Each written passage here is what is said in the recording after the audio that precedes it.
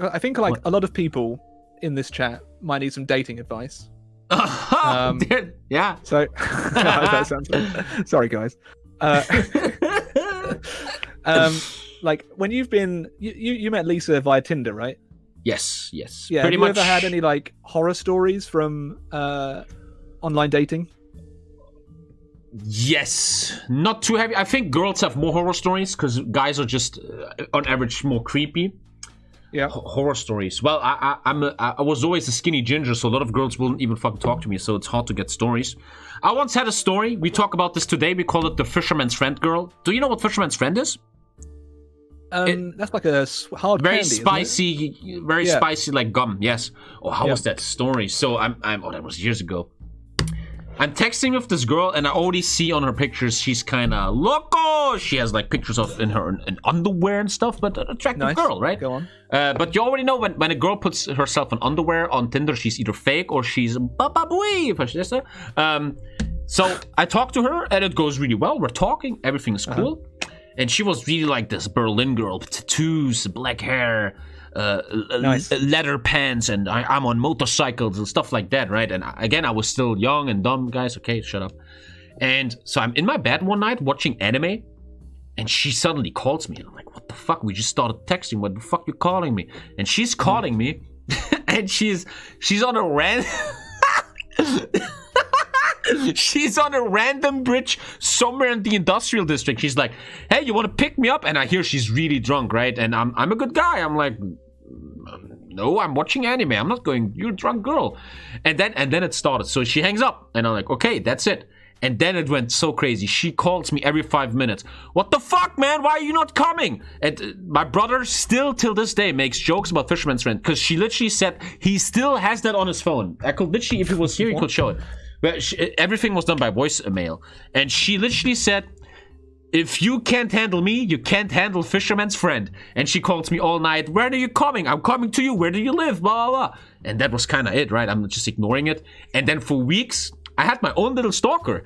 I would block her everywhere, and she would make a new Facebook account. "Why did you talk to me, huh? I'm not good enough, you fuck." And she would always like try to find where I live and stuff, and I was just really scared. That girl obviously had some drug-related alcohol issue or something, and I was just, oh god, I gotta get out. But yeah, since then, that's the Fisherman's Friend story. If you can't handle her, you can't handle Fisherman's Friend. I think she was making commercials for them or something, I don't know.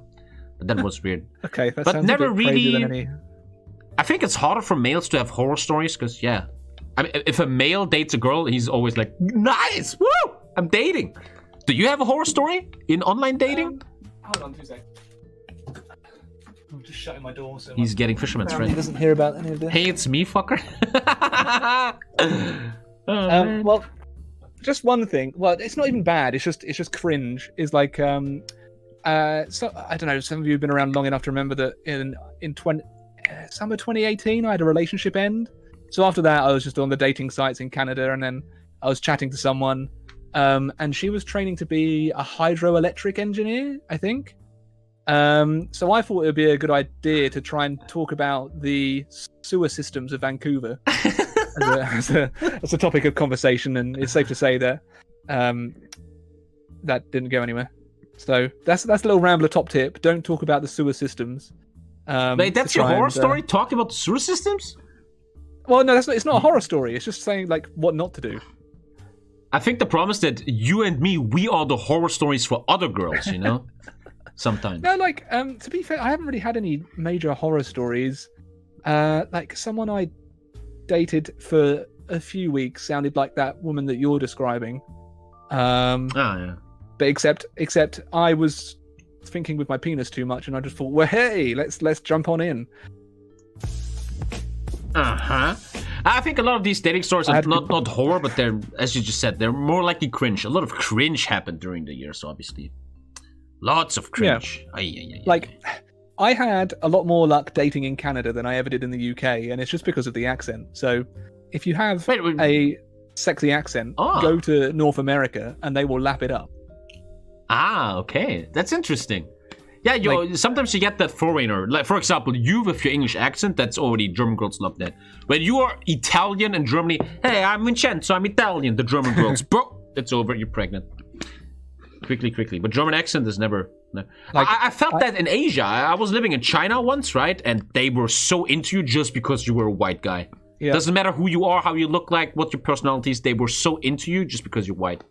I had one woman in Canada she wanted me to like read to her because she liked my voice so much.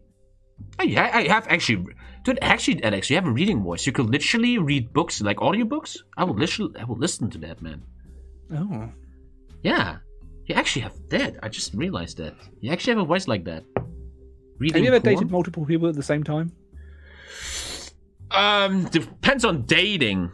For me, dating always has phases. You have the chatting phase, you have the first dating phase, then you have the we had sex phase, blah, blah, blah. I was with multiple girls in the second phase, but I never had sex with multiple. Actually, I did. Oh. But I always, like, there was always a reason for it. For example, the other girl's like, I kind of don't want to go deeper with you, Tommy. And then I would go like, okay, I'm going somewhere else. Like, it wasn't like cheating or anything.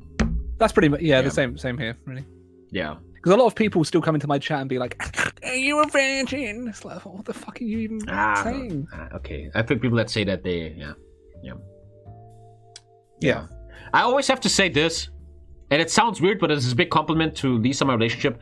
I'm so happy to have a girlfriend now for many years. I'm so happy to be out of this entire. I gotta get laid. I gotta date. I'm happy I'm out of that. I went for a phase in Canada where I was just like dating all the time. I think it's just because I didn't really date in the UK much. So in my mid-20s, I went over to Canada and I was just like, oh, hey, spraying it around. You know? I mean, everybody needs a phase like that. It's totally normal and fine. I'm definitely out of that phase now. Like I'm like you. I'm very glad to like be in a committed. Yeah, you have so much more time for like when you don't have to. I mean, we're getting older. When you're 24, you should get out there and, you know.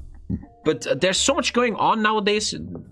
Who has time to text a girl for 1 hour and then meet her for a date? And at that time, you could have leveled your character in World of Warcraft and shit. You know, it's such a waste of time.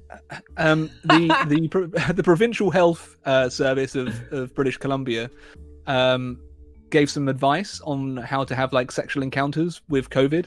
And one of them was to recommend using glory holes. What the They fuck? actually put that on as government advice. I actually saw that. Like, how to have sex with a prostitute. Like don't breathe into each other's faces and stuff.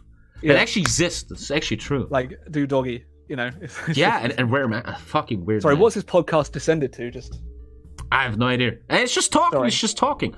I have two friends, and I envy them. I love these guys. I have two friends, right? These are like my best friends. And these guys, they're not asexual. They have sexual feelings, but they never date. They never dated, and they never date.